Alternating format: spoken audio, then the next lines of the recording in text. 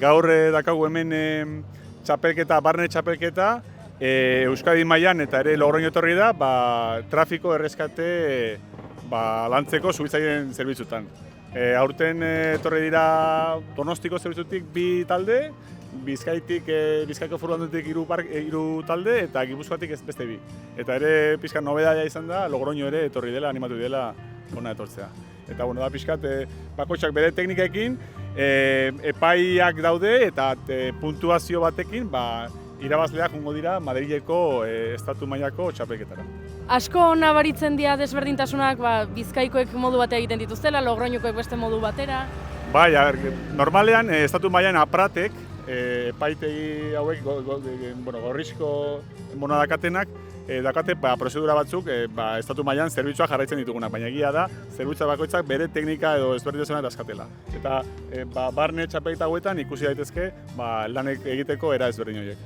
Honek ere, horrelako topaketek balioko dute zuen artean harremanak egiteko eta gehiago elkar ezagutzeko eta horrela, ezta? Bai, helburua ez da irabaztea edo Madrileko txapelketara jutea, baizik eta zerbitzuetan, Suitzailen artean teknika hauek eta lan hauek bermatzea pizkat, eta zerbitzu arteko jakinduri hori guztion artean banatzea. Perfecto, eskerrik asko. Prozesua da talde elkartzen gera, sartzen digute, lehenengo, begiratzen dugu erramienta guztia ze erramienta den, ze erramienta dagoen, probatze ditugu gauzak, sanitarioak prestatzen ditugu botikinak eta dena, uzten dugu dena ondo begiratuta eta hortikan juten gera gela batera. Gela horretan talde osoa gaude barruan, eta bertan egon bargea 30 minutu, orduan gaudean zain, hitz egiten pixka bat nola nahi genuken lan egin, lasaitzen gure artean, prestatzen ditugu ditugu eskularruak, maskarillak eta hori dena, prestatzen gara dena, eta deitzen digutenean, taldea ateratzen gara osorik, eta ja dugu gure eszenarioa montatuta, eta lanean hasten gera, hori da pixka bat prozesua. Gu gaudenean konfinatuta, ez dakagu daturik, badakigu egongo direla 2 biktima, baina ez dakagu datu gehiagorik. Ez dakigu zein den nola egongo diren kotxeak, nola egongo diren biktimak, ez dakagu ezer gehiagorik. Biktimak dira epaien taldeko kideak edo aprateko kideak dira, presio asko sentitzen da?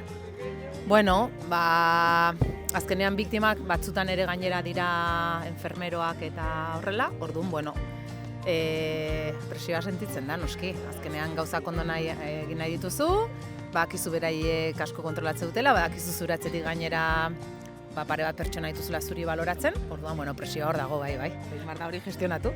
25 minutu dira, 25 minutu pasatzen direnean txistua jotzen dute eta amaitu egin behar da. Zer da garrantzitsua, azkar egitea edo ondo egitea? Igual bi gauzak batera. Behar da lana alik eta hoberen eta ordenatua, horrela ikusi behar da prozesu bat garbia eta ordenatua, baina karo denbora badakazu. Orduan behar duzu prozesu hori, alik eta ordenatuen, baina alik eta azkarren ere bai. Orduan prioridadean uste dela lana ondo egitea, baina ezin duzu alde batera utzi denbora. Orduan bilatu behar duzu oreka hori. Bukatzen dezuenean, briefing bat egoten da, eta hor azaltzen dizuete, ze gauzak egin dituzuen ondo, gaizki, edo beste modu batera egin daitezkeen gauzak.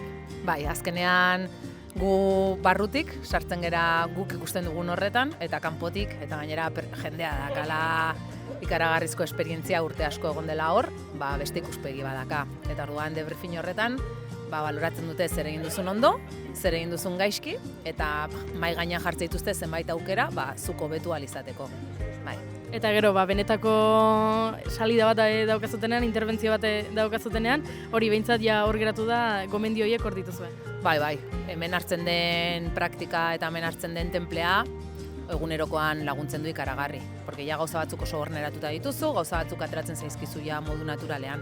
Orduan, hemen egindako lan guztia gero karreteran nabaritu egiten da, noski. Hori da ideia, bai. Ondo, eskerrik asko.